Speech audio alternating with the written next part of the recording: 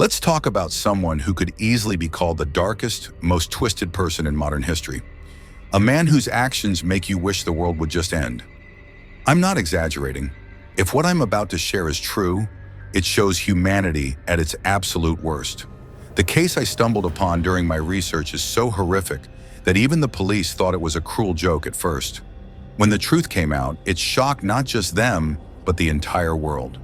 We're talking about one of the most infamous kidnappings in history, involving one of the longest times spent in captivity. There have been cases of children being kidnapped and stowed away in secret basements before, but the planning and extensiveness of this case is exceptionally disturbing. The story begins with a man named Josef Fritzl. On the surface, Josef seemed like a respectable, well-liked member of society.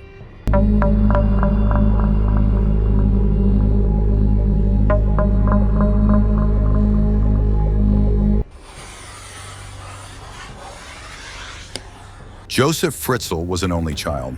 He was born on April 9, 1935, in Amstetten, Lower Austria, to parents Maria and Josef Fritzl Sr. Fritzl Sr. was a severe alcoholic who abandoned Maria and Josef when Josef was just 4 years old, leaving him to be raised alone by his mother. Fritzl Sr. ultimately died in battle during World War II, fighting for the unified armed forces of Nazi Germany. His name appears on a memorial plaque in Amstetten. In 1956, 21-year-old Josef Fritzl married 17-year-old Rosemarie. At the time, Josef was a well-known and respected electrical engineer. In 1967, just over a decade after the couple had been married, Josef's deviant behavior began to come to light. Josef broke into the home of a 24-year-old nurse and raped her at knife point. He was arrested and served 18 months of his 20-month prison sentence before being released. Josef was also named as a suspect in the attempted rape of a 21-year-old and also had a history of indecent exposure. Despite the conviction in his history, Josef and Rosemarie's marriage continued. They would go on to have 7 children together, 3 sons and 4 daughters. In 1966, Josef and Rosemarie welcomed their 4th child, Elisabeth. Having had 2 other daughters and 1 son before her, Elisabeth's childhood was a struggle to say the least. Josef's toxicity permeated their day-to-day lives, with he and Elisabeth getting into frequent arguments that would result in her getting beaten. The beatings were not exclusive to Elisabeth, as Josef was abusive to his wife and all of his children. Elisabeth received the majority of the beatings because she was one of the only ones willing to stand up to her authoritarian father. Josef's abuse of Elisabeth was a brutal betrayal. He not only physically and emotionally tormented her and her siblings, but he also sexually abused her from the age of 11.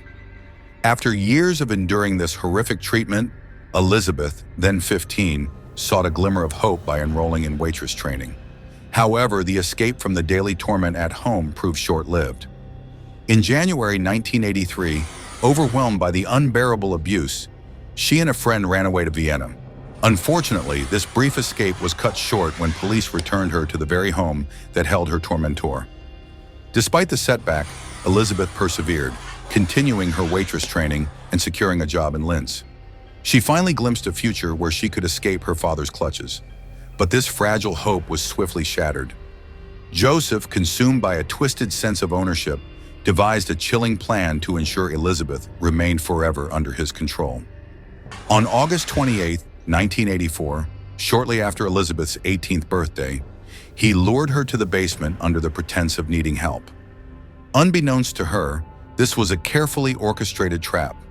For years, Josef had been secretly constructing an underground prison disguised as a fallout shelter, exploiting the fear of nuclear war that gripped the nation during the Cold War. While others built shelters for protection, Josef built one for imprisonment. As Elisabeth innocently assisted her father, he slammed the heavy door shut, trapping her in the depths of the earth. He then overpowered her with ether, plunging her into unconsciousness. This was the beginning of a living nightmare, a life of isolation, captivity, and unimaginable suffering at the hands of the very person who was supposed to protect her. The prison was a labyrinth of locked doors, a fortress designed to keep her forever hidden from the world. Following Elisabeth's disappearance, Josef and his wife reported her missing, claiming she had joined a cult.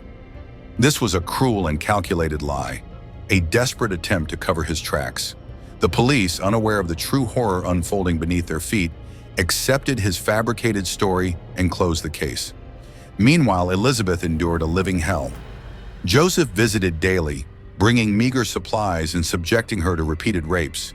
He maintained an emotional distance, treating her not as a daughter, but as a captive, a mere object for his twisted desires. After 5 agonizing years of isolation and abuse, Elisabeth gave birth to 7 children in that subterranean prison. These children, born of unimaginable trauma, offered a fragile sense of companionship in the face of her despair. Tragically, Josef, driven by a chilling sense of control, decided to present 3 of these children to the world as his own. He staged elaborate scenarios, leaving the children on the family porch with letters he forced Elisabeth to write, claiming she could no longer care for them. This left 4 innocent children trapped with their mother in the depths of the earth, denied medical care, and exposed to the horrors of their existence. The loss of one child to a preventable illness further compounded Elisabeth's suffering. In the 1960s, Josef heard his own baby son, Michael, who had trouble breathing. Sadly, Michael died, and Josef did something even worse. He burned Michael's little body in the oven. On April 19, 2008, Elisabeth's daughter, Kirsten, got very sick. She was so pale and weak because she hadn't been outside in a long time. When they took Kirsten to the hospital, the doctors were shocked. They couldn't find any records of Kirsten, like she didn't even exist. They realized she was very sick because she didn't get enough sunlight and had other health problems. The doctors knew something wasn't right, so they told the police. The police started to look into things and found out that Elisabeth had been missing for a long time. They discovered that Josef had been keeping her and their children hidden in that secret room. Elisabeth was scared of Josef and didn't want to talk at first, but slowly she told the police about the terrible things that happened. She said Josef kept them locked up and hurt them. He even made them watch movies that were only for grown-ups, which made them feel scared and confused. The police arrested Josef. He tried to say that Elisabeth and the children wanted to stay with him, but they knew it wasn't true. He was finally sent to prison for a very long time for all the bad things he did.